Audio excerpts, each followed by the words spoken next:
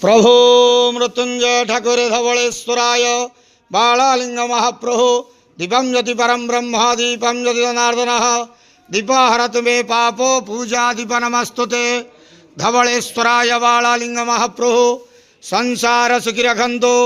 आज शुभ रविवार रे समस्त श्रद्धालु भक्त मान को आशीर्वाद करंतु, मनस्कामना पूर्ण करंतु, कर्म क्षेत्रोन्नति करंतु, ग्रहरिष्ट खंडन करंतु, जगतर मंगल करंतु, विश्वर कल्याण करंतु, आपणकर नाम प्रकाश करंतु, सेवकर डाक श्रवण करंतु, समस्त गवावसा भक्त मानकर मनस्कामना पूर्ण करंतु।